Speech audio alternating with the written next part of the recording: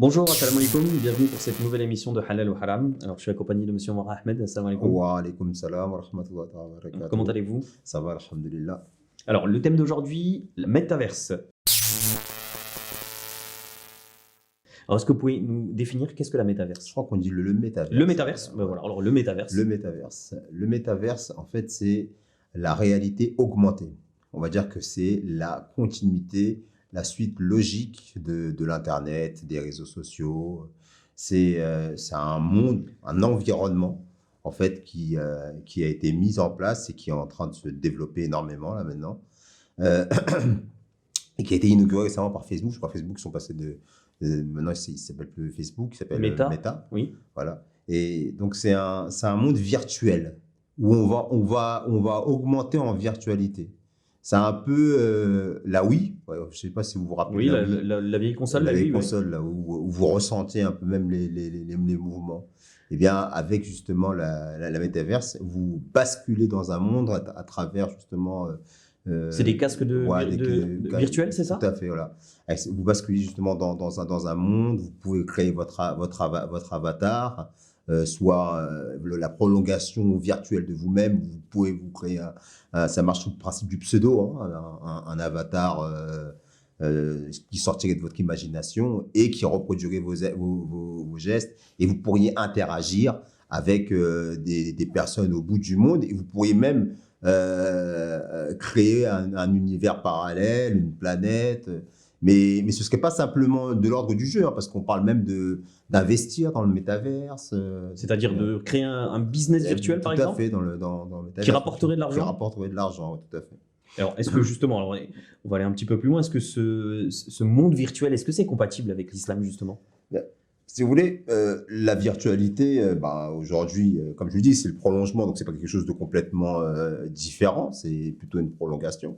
Et la virtualité, aujourd'hui, on est dans un espace un peu virtuel ici aussi, hein, dans cette chaîne, hein, on l'utilise pour justement clarifier, éclairer, faire de la pédagogie autour de notre religion. Donc, il y a ce type d'application dans la virtualité. Donc maintenant, il y a aussi des dérives dans la virtualité, et tout ce qui va être, qui va tendre à nous éloigner du but de notre vie, à savoir le souvenir divin, on va forcément pas y adhérer. Dans l'état actuel des choses, selon ce qu'on nous en montre, il n'y a pas de... je ne sais pas s'il y a un intérêt palpable à ce que, au niveau religieux, on s'y implique. Mais si il devait y avoir je dirais une application quelconque qui entrerait dans l'intérêt des objectifs de la religion et de l'islam en particulier, il y aurait sans doute qu'on irait. Mais à ce stade aujourd'hui, on ne peut pas vraiment donner d'avis. Et justement, est-ce qu'il y a des dangers justement dans la métaverse? Parce que qui crée les règles? Est-ce que c'est vraiment la communauté qui participe? En fait, c'est les dangers, vous savez, à partir du moment où c'est dans la continuité de ce qu'on connaît déjà, eh bien, les dangers seront les mêmes, mais augmentés. On parle de réalité augmentée, donc les dangers seront augmentés. Dans le principe des réseaux sociaux à la base, et de Facebook en particulier, c'était de dévoiler l'intimité des individus. Et on a vu les dérives qu'il y a eu à cause justement de cette trop grande exhibition de l'intimité des individus. Ça pouvait aller même jusqu'à des suicides de certaines personnes qu'on a dénudées sur la toile. Donc maintenant, on peut anticiper qu'il y ait ce même genre de problème, puisque, encore une fois, ce qui régit ce genre d'interaction, c'est pas la morale et la spiritualité, hein, c'est d'autres considérations qui, malheureusement, ne mettent pas les utilisateurs à l'abri des dangers qu'on connaît déjà aujourd'hui avec cette virtualité, on va dire, non augmentée dans laquelle nous vivons aujourd'hui. Justement, est-ce que les gens, justement, du fait que ce soit virtuel, ne se permettent pas plus de choses qui seraient interdites? C'est exactement...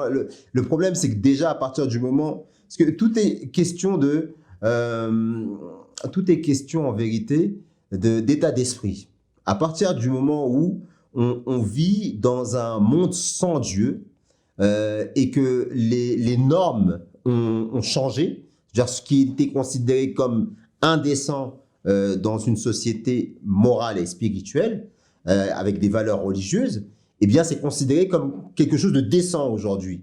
Et donc, les questions de décence, les questions de moralité sont dévoyées. Et donc, ce qu'on considère comme quelque chose d'anodin aujourd'hui est quelque chose qui est considéré comme grave et plutôt inapproprié dans un cercle, dans un environnement religieux et spirituel. Et c'est ça qui fausse l'utilisation de ces technologies qui, par ailleurs, sont des grandes avancées et qui ont leur intérêt. Mais à partir du moment où il y a ce dévoiement de la religion et que la religion n'a plus vraiment sa place dans la société, donc il y a des choses qui sont faites dans l'usage de ces avancées qui par ailleurs peuvent avoir des applications hyper bénéfiques, comme on le voit là, encore une fois, je me répète, hein, mais on utilise les médias sociaux ou l'internet pour propager notre religion, pour l'expliquer, pour répondre aux calomnies, pour défendre l'honneur du Saint-Prophète sallallahu alayhi wa sallam. Mais malheureusement, dans la grande majorité des cas, vu qu'on est dans un environnement où la religion elle est considérée comme quelque chose du passé obscurantiste qui n'a aucune leçon à apporter, eh bien on arrive à des dérives. Alors justement, alors, vous venez de parler de problèmes de dérive, de fait que dans ces mondes virtuels, il n'y a pas de Dieu. Est-ce qu'on pourrait justement, ce qui serait intéressant, ou est-ce qu'on pourrait s'imaginer créer le métaverse, mais islamique ou musulman? Vous savez, en l'état de ce que moi j'en comprends, c'est que c'est une manière de s'évader. Quand on parle de réalité augmentée, on a l'impression qu'il y a toujours cette volonté de toujours plus de plaisir. C'est un peu la philosophie hédoniste. C'est limiter au maximum la souffrance et trouver tous les moyens pour augmenter son plaisir. Et c'est le but de l'existence, à savoir le plaisir absolu. Et dans ce cadre-là, on fait tout pour trouver des moyens, et là on crée carrément un monde parallèle pour essayer de sortir de sa monotonie du quotidien, et en pensant qu'en faisant cela, on va véritablement découvrir le bonheur. Alors qu'en réalité, ce n'est pas ça qui satisfait véritablement l'homme. Cette envie de joie, de bonheur que nous procurent les choses créées, en vérité, ne pourra jamais être satisfaite parce que ces choses créées ont une portée limitée, alors que ce bonheur que nous recherchons, c'est un bonheur infini, qui ne peut être satisfait que par l'infini. Et l'infini, c'est Dieu. Maintenant, on ne pourra jamais remplacer ce qui est en nous et qui peut être satisfait par le divin, par quelque chose que l'homme lui-même aura créé. Et si aujourd'hui on pense qu'en créant quelque chose d'artificiel, virtuel, on arrivera à remplir le but pour lequel nous avons été créés, on se leurre complètement. C'est pour ça que l'islam dit que chaque chose doit être à sa place. Il n'est pas interdit d'avoir des divertissements, d'avoir des loisirs, d'avoir des hobbies. Et si effectivement on peut, et là je vous ai parlé de la Wii par exemple, si on rentre dans le monde de la Wii complètement, avec, on parle même de capteurs qui pourraient nous permettre de ressentir le goût des choses, pourquoi pas? Mais à partir du moment où on le fait dans une certaine limite, et dans une limite qui nous permettra dans une limite qui nous permettra quand même de pouvoir remplir nos devoirs religieux.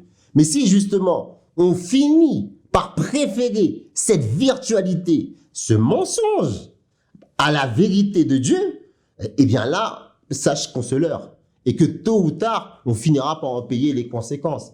Donc on ne pourra pas aujourd'hui substituer ce qui nous a été enseigné par la religion, par le divin, par quelque chose qui est créé par l'homme.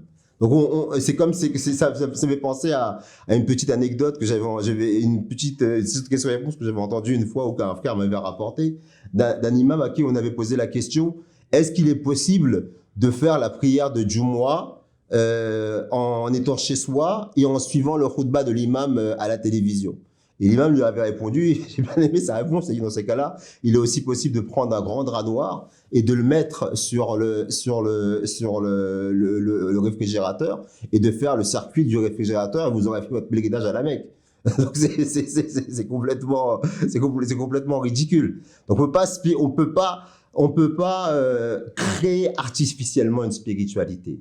La spiritualité, elle nous a été enseignée par le noble prophète venu en Arabie il y a plus de 1400 ans de cela, à savoir le saint prophète Muhammad sallallahu alayhi wa sallam, et c'est en suivant son exemple béni qu'on pourra vraiment obéir aux injonctions divines. Écoutez, merci beaucoup, merci pour toutes ces réponses et à très bientôt, Inch'Allah. Salam alaikum.